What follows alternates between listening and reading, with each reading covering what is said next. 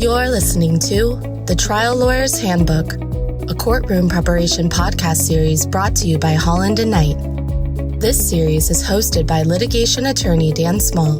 Listeners of this series will gain a fresh perspective on how attorneys can address various trial preparation issues and set themselves up for success in and out of the courtroom. My assignment in the case of New England mob boss Raymond Patriarca that we've discussed in prior episodes was more complicated than the usual go see what's happening. The chief of the Department of Justice's Organized Crime and Racketeering Strike Force told me that the underlying actions had taken place in Rhode Island and Florida. But for whatever reason, the case had bounced back and forth between Providence and Miami until someone realized that all that bouncing around had brought it perilously close to the 5-year statute of limitations. It's one thing to decide based on the merits not to bring a case, but imagine how embarrassing it would be if a potentially high-profile case was bounced, bungled, and delayed out of existence. So my assignment from the chief was more pointed than usual. Basically, it was, number one, find out where the files are currently. Number two, go there and assemble the team. Number three, decide if there is a case. And number four, get it before a grand jury and indicted fast before it disappears on the statute of limitations.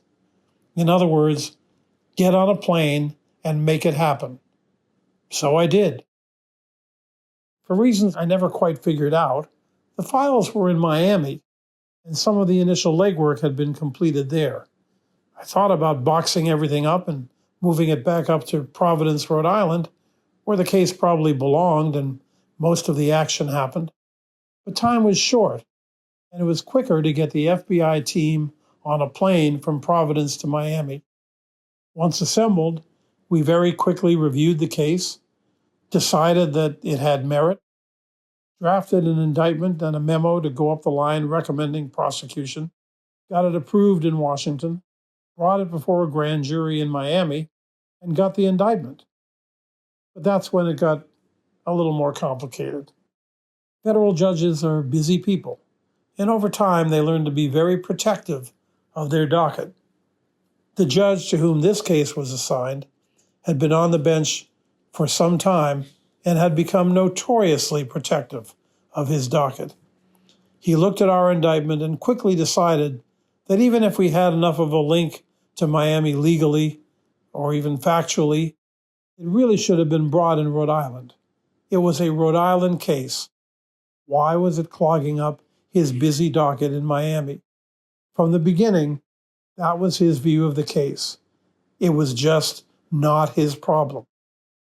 Grand jury indictments are typically given great deference by the courts. A panel of citizens has assembled, heard evidence, and voted to return an indictment. Motions to dismiss an indictment are rarely brought and very rarely successful. Yet here, we knew that the judge didn't want this case in front of him, so we felt concerned. Sure enough, the defense filed a motion to dismiss, primarily on statute of limitations grounds. We knew that we were close, but we believed we were on solid ground. However, the judge found a way to get the case out of his courtroom, ruling that under the Racketeer Influenced and Corrupt Organizations Act, also known as RICO, the conspiracy statute required overt acts, and the one overt act we had alleged in the indictment within the statute of limitations wasn't good enough. Case dismissed. We appealed to the 11th Circuit. In my argument to the Court of Appeals, I emphasized the importance of the case and whether or not Miami was the best venue, it was legally sufficient, and we were within the statute of limitations. The Court of Appeals agreed, finding that overt acts didn't need to be specifically alleged in a RICO conspiracy indictment, and that the indictment clearly alleged a crime within the statute and reversed the district court's dismissal. In many federal jurisdictions, if a case goes up on appeal from the district court and gets reversed, it then comes back and it goes to a different judge than the judge that was originally drawn to the case. So there can be no allegation of bias or retribution.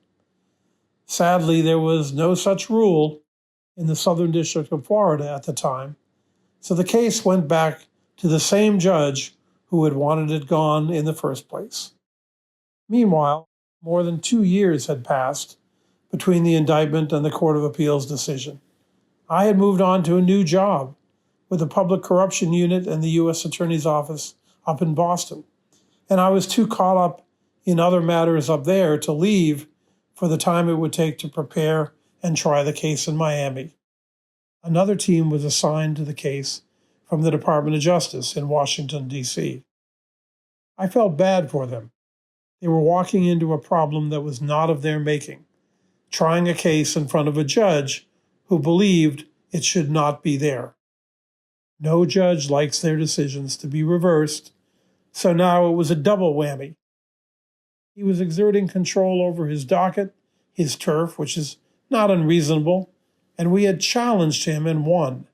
Sure enough, when the case went to trial, the judge waited impatiently through the government's arguments and then dismissed the case again, this time in a way that made it virtually impossible to appeal. It was over. Raymond Patriarca, the powerful and ruthless head of the mob in New England, had avoided trial based on his health claims, and the labor union officials who conspired with him, we believed, had the charges against them dismissed. The government has lost all around. In hindsight, maybe we were too focused on the legalities and the logistics, not on the people and the places. We believed that we had enough legal and factual basis to bring the case in Miami, and it was not worth the mad dash up to Rhode Island. But in every case, you're telling a story. You want to do everything you can to make sure that your audience wants to hear it. Of course, we didn't know which judge would draw the case in the random draw before we brought the indictment in Miami, and certainly there were other judges who would not have been as upset about the location issue. But who knows? The point stands. Do everything you can to find the right audience for your story. In retrospect, I probably should have thrown everything in boxes, raced to the airport, and brought the darn case in Rhode Island. Lessons learned. Thank you for listening to the Trial Lawyer's Handbook, a courtroom preparation podcast series brought to you by Holland & Knight. For more information on courtroom preparation, please email dan.small@hklaw.com or visit hklaw.com/Daniel-Small.